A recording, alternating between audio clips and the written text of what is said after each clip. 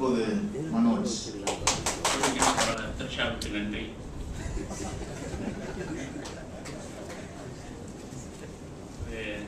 பயமா தான் இங்கே வந்தாலும் பயமா இருக்கு.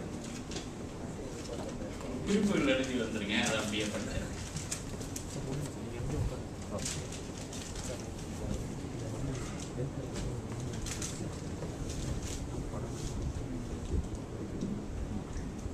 எக்ஸைட்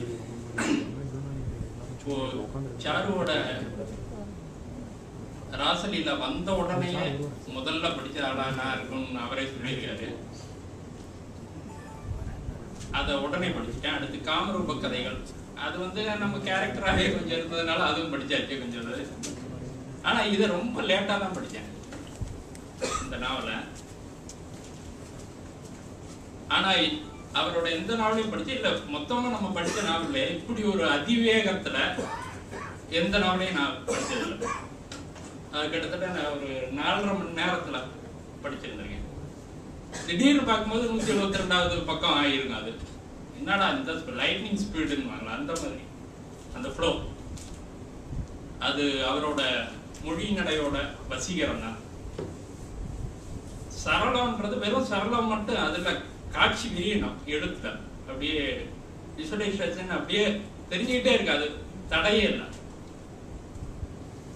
அப்படி ஒரு இது படிக்கும்போது அப்படி ஒன்று தெரிஞ்சு ரொம்ப சரசரன்னு போகுது அப்படியே.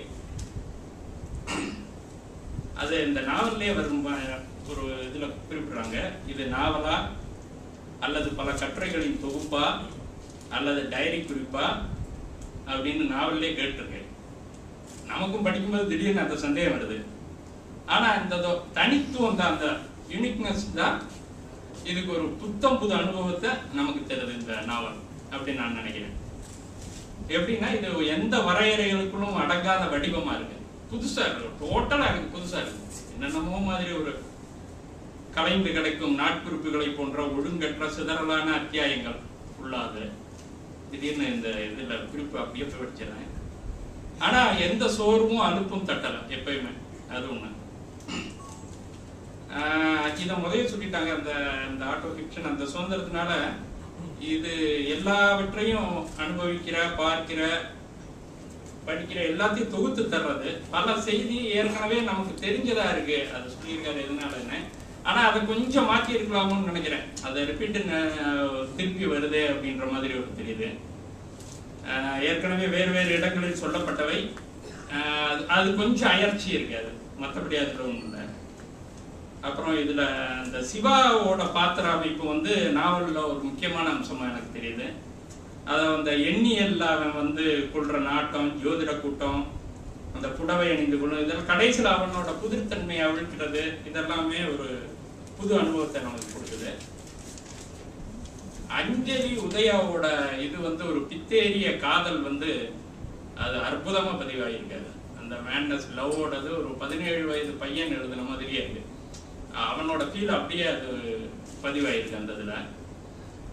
ஆனா அந்த பால்யகால கொடுமை எல்லாம் ஒரு தீவிரத்தன்மையா இல்லாத மாதிரி எனக்கு தெரியுது. அது அதிஷா மற்ற சிலர் கூட குறிப்பிட்ட மாதிரி. ஏன்னா நம்ம 0 டிகிரியில அங்கே வர்ற நாயோ அதோட அது அப்படி ஒப்பிடும்போது பேரெல்லாம் அந்த அளவுக்கு தாக்கம் நமக்கு அதுல வரல.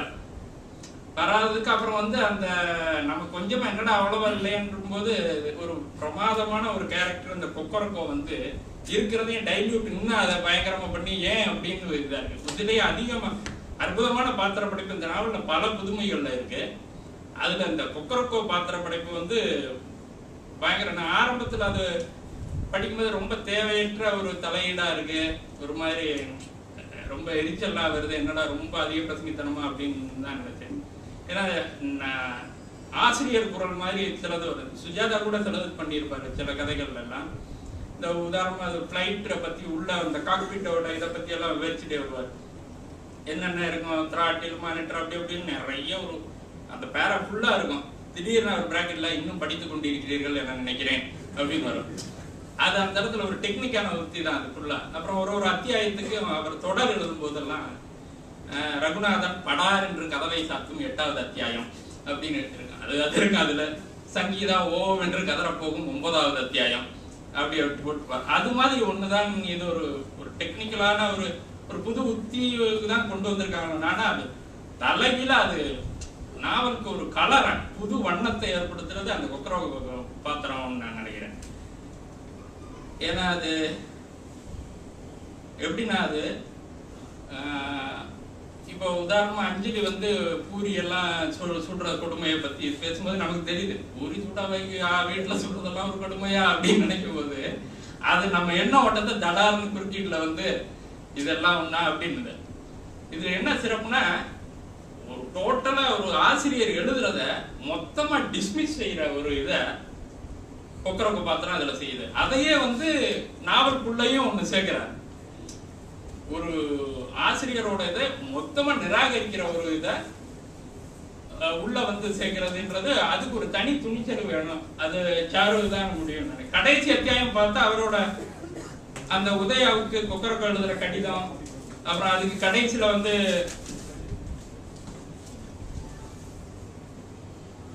அவர் சொல்ற அந்த முடிவு, நாவலோட முடிவு கொக்கரோட இதோட முடியுது. அதுக்கு பின்னாடி எதுவுமே அவர் வைக்கல. அந்த மாதிரி ஒரு பல புதுமைகளை கொண்டதா அது இருக்கு. இப்ப நிறைய குறிப்பு வந்திருக்கு. ஆனா ஒரு கட்டுரையா எழுதுறதுதான் அவர் சரியா இது பண்ண முடியல. ஆனா ஒரு இந்த கடைசியா சொல்லுங்கன்னா இது ஏற்புக்கும் மறுப்புக்கும் இடையிலான ஒரு பகடையாட்டம்னு சொல்லலாம் அந்த நாவலை. அந்த வழியில் ஒரு வடிவம் புதுமையும் ஒரு புதிய அனுபவத்தையும் சொல்ற ஒரு அற்புதமான நாவலா நான் இதை கருதுறேன். நன்றி.